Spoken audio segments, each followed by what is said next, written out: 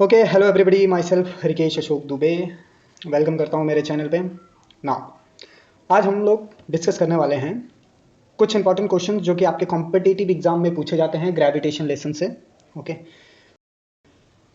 तो ये वीडियो का थर्ड पार्ट है।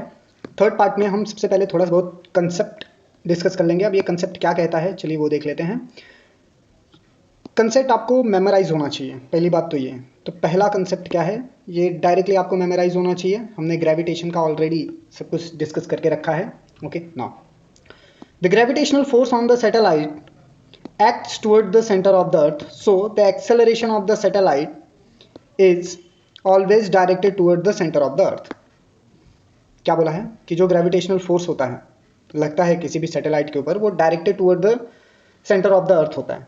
तो जो एक्सेलरेशन होता है सैटेलाइट के पास, वो always directed toward the centre होता है। तो आपको ये याद रखना है ना। नेक्स्ट क्या बोला है,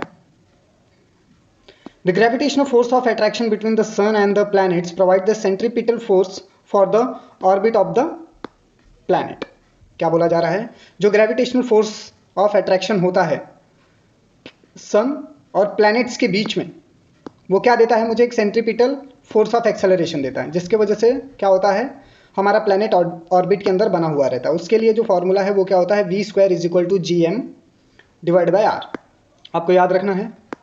नाउ नेक्स्ट यहाँ पे पूछा गया, बताया गया है, time period of a planet is given bye. किसी भी प्लैनेट के लिए टाइम पीरियड क्या दिया रहता है, यानी the time period of a planet for a revolution is a t is equal to 2πr by v।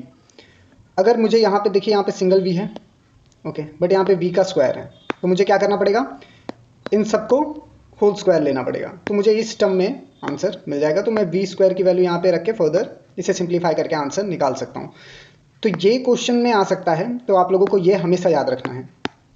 Now relation between k and g, k is the constant, g is the gravitation which is given as, यहाँ पे आपको k is equal to 4π² divide by GM दिया हुआ है। अगर मैं GM को यहाँ पे लेके आता हूँ तो GM k is equal to 4π² हो जाता है। ठीक है ना। अब मुझे यहाँ पे क्या बोला है, according to the conservation of angular momentum और law of conservation of angular momentum. अगर मैं law of conservation of angular momentum की बात करूँ तो वो क्या कहता है, L1 is equal to L2। What is my L1? L1 is given as L1 is equal to M R1V1 and L2 given is equal to M R2V2। ठीक है ना। अगर मैं दोनों को इक्विवेलेंट करूँ तो क्या होगा, देखिए ये MM कांस्टेंट है तो दोनों बाजू से कट जाएगा।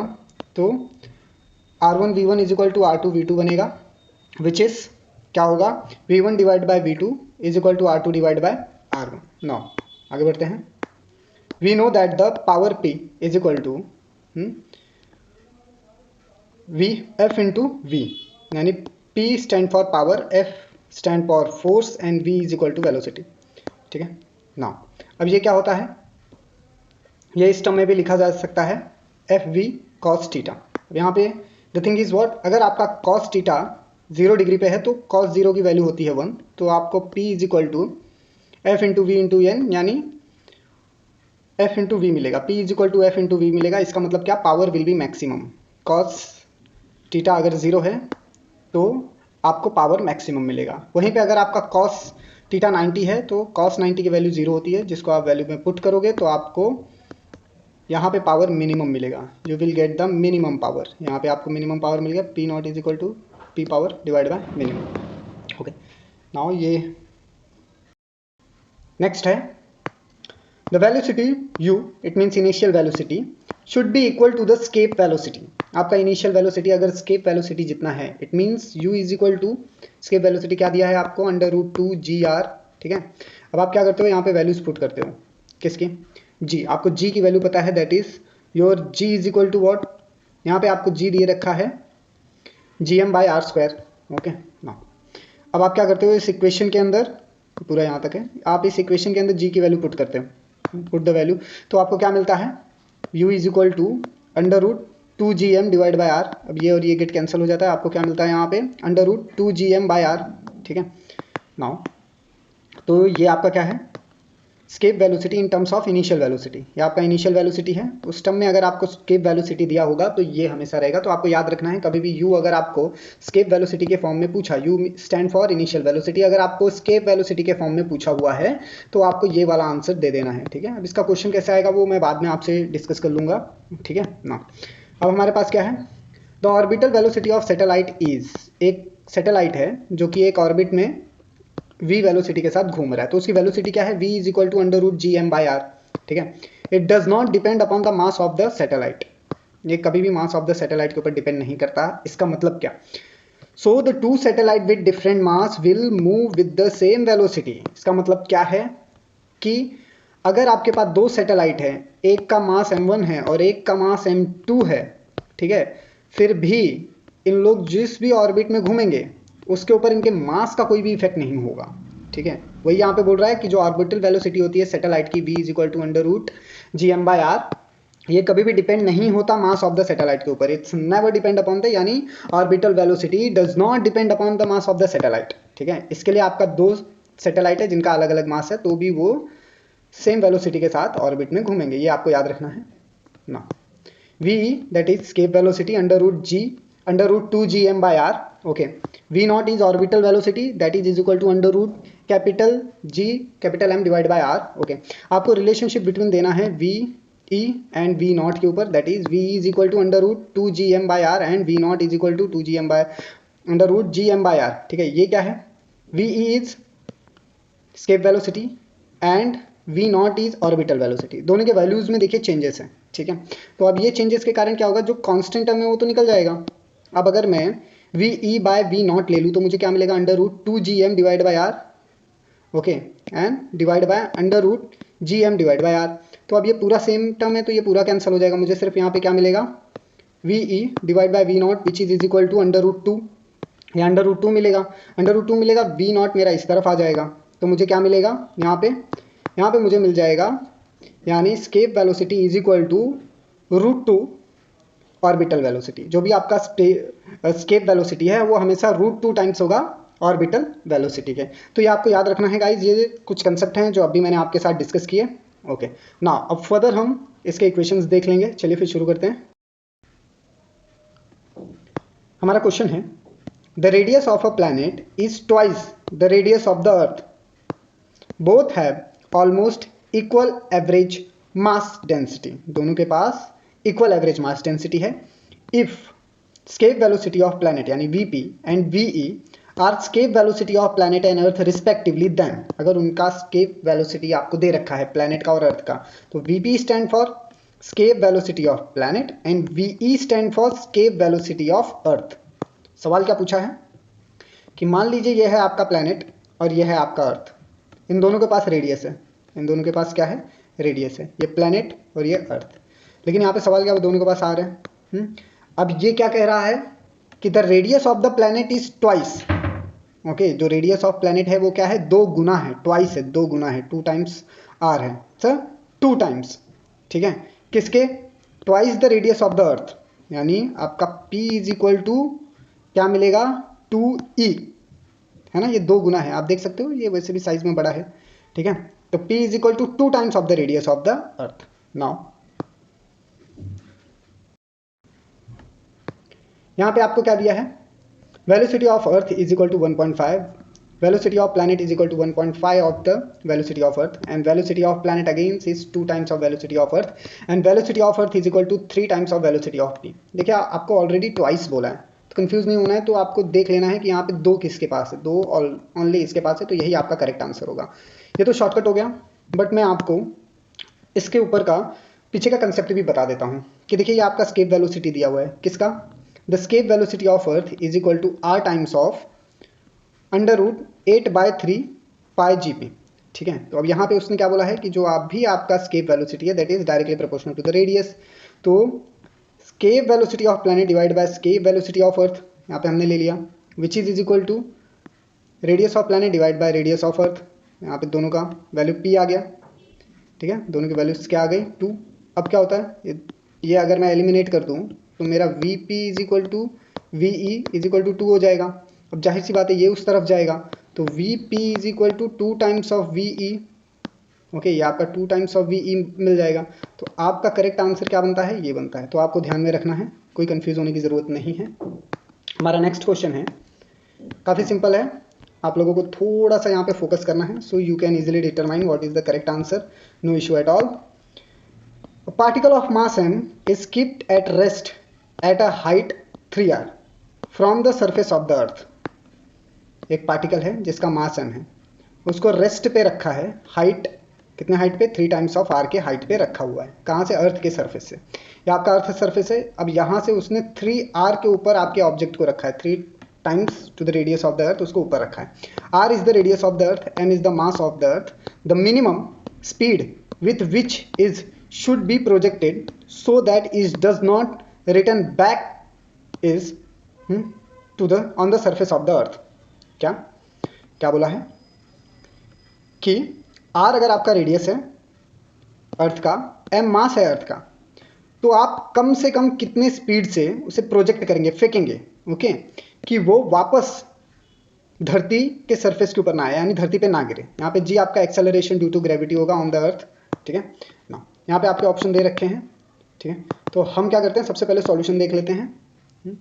ये सॉल्यूशन देखने के बाद मैं आपको बताता हूँ शॉर्टकट कैसे मिलेगा आपको, ठीक है।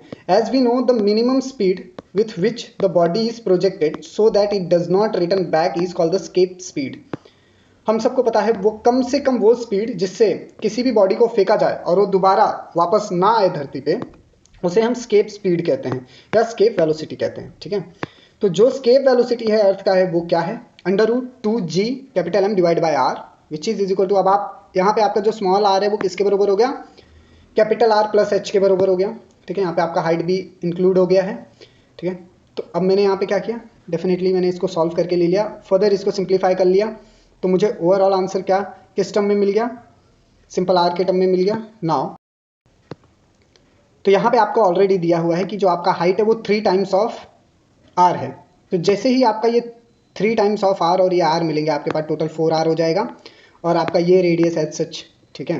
तो ना अब क्या होगा, देखें, अब यहाँ पे रेडियस तो आपको मिल गया, लेकिन अब आप वैल्यूज़ भी पुट कर देते हो, तो क्या होता है कि 2 and 2 get cancel, this get cancel from this, तो आपके पास 2r बन जाता है, और ये रूट जब ऊपर चला जाता है तो वो 1/2 बन जाता है, ठीक है। तो आपको ये ध्यान में रखना है। तो what is the correct answer, the correct answer is the gm/2r bracket close, power में आपका हाफ आ जाएगा, ठीक है। तो आपको ये याद रखना है, कुछ भी डाउट हो आप कमेंट सेक्शन में पूछ सकते हैं।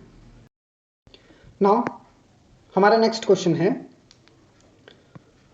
A uniform force that is 3i + j Newton's act on a particle of a mass 2 kg, hence the particle is displaced from position 2i + k vector small to position 4i vector + 3j vector minus k vector m mass, the work done by the force on the particle is, ठीक है। काफ़ी simple सा सवाल पूछा हुआ है। पहले हम क्वेश्चन समझने की कोशिश करते हैं। एक यूनिफॉर्म फोर्स है, यानी आपको फोर्स यहाँ पे मिल चुका है। यूनिफॉर्म फोर्स क्या है, 3i vector + j vector in terms of Newton, वो एक्ट कर रहा है एक पार्टिकल के ऊपर, उस पार्टिकल का मास 2 kg है, ठीक है। यहाँ पे आपके पार्टिकल का मास कितना है, 2 kg है। पार्टिकल डिस्प्लेस होता है, यानी यहाँ पे डिस्प्लेसमेंट दे रखा है, पहला तो आपको फोर्स दे दिया, दूसरा आपको डिस्प्लेसमेंट दे रखा है। डिस्प्लेसमेंट भी कहाँ से कहाँ हो रहा है, इनिशियली आपका डिस्प्लेसमेंट था 2i वेक्टर + k वेक्टर मास के साथ, आप उस जगह से डिस्प्लेस होकर इस जगह तक आते हो, ठीक है। आप 2i वेक्टर + k वेक्टर से कहाँ तक आते हो, 4i vector + 3j vector - k vector तक पहुँचते हो, ठीक है। ये आपका इनिशियल टू फाइनल डिस्प्लेसमेंट, आप इस जगह से इस जगह तक पहुँचते हो, ठीक है। इनिशियल टू फाइनल आप पहुँच जाते हो। अब क्या पूछा है, आपको फोर्स दे दिया है, डिस्प्लेसमेंट दे दिया है, अब वो पूछ रहा है वर्क डन कितना होगा। ओके, ये सिंपल आपके 9th के कंसेप्ट के ऊपर बेस है, ठीक है। वर्क डन आपको निकालना है, ठीक है। तो आपका वर्क इज इक्वल टू क्या होता है, फोर्स इनटू डिस्प्लेसमेंट, ठीक है। अब I know the formula, solution यहाँ पे दे रखा है। Formula for work is force into displacement, यहाँ पे F for force, S for displacement होता है, याद रखना है। अब यहाँ पे आपको फोर्स कितना दे रखा है, यहाँ पे अगर मैं ध्यान से देखूँ तो मुझे फोर्स दे रखा है 3i vector + j vector and displacement that is final minus initial होता है पोजीशंस में, तो ये आपका फाइनल पोजीशन, उसमें से आप माइनस करते हो इनिशियल पोजीशन। यहाँ पे मैंने माइनस करके दिखाया है ऑलरेडी, मैं डायरेक्ट आंसर आपको बताता हूँ कि माइनस होने के बाद ये टर्म कैसे आ गया। h इज इक्वल टू आपका 2i vector plus 3j vector minus 2k vector आ जाता है, ठीक है। i का टर्म i से कट जाएगा, देखो ये i, ये दोनों माइनस हो जाएंगे, इसमें j नहीं है तो j को आपको कुछ माइनस करने की जरूरत नहीं, यहाँ पे माइनस के है, यहाँ पे प्लस के है, लेकिन जब ये ब्रैकेट के k से मल्टीप्लाई होगा तो यहाँ पे आपके पास 2 माइनस के आ जाएंगे, ठीक है। तो आपके पास टोटल 2 टाइम्स ऑफ माइनस के आ गया, ठीक है। 4 में से 2 चलेगा बचा 2, j के साथ कुछ नहीं है तो एज सच आ जाएगा, एंड यहाँ पे आपके पास -2 के वेक्टर आ जाएगा, ठीक है। तो आपको ओवरऑल डिस्प्लेसमेंट मिल गया है। ये आपको क्या मिल गया, यहाँ पे आपको डिस्प्लेसमेंट मिल गया सॉल्व करने के बाद। अब आप क्या करते हो, वर्क के फॉर्मूले में रख देते हो, वर्क यानी फोर्स इंटू डिस्प्लेसमेंट। अब आपको क्या करना है, मल्टीप्लाई करना है, 3i मल्टीप्लाई बाय 2i, ठीक है। j is multiply by j, and यहाँ पे k नहीं है तो this not getting multiply by any term. तो यहाँ पे 3i आपका 2i के साथ मल्टीप्लाई हो गया, यहाँ पे j है, j multiply by single j multiply by 3j, so answer is 1 multiply by 3, so answer is 3j, ठीक है। तो आपका यहाँ पे 1 है, यहाँ पे 3 है, तो 1 multiply by 3, so answer is 3j same. और यहाँ पे 0 है, k है ही नहीं, तो 0 multiply by 2 whole term become 0 ना। तो ये आपका मैंने ij के टर्म में लिखा है। अब आप ij अगर एलिमिनेट करते हो तो आपको क्या मिलता है, 6 + 3 दैट इज गिवन बाय 9।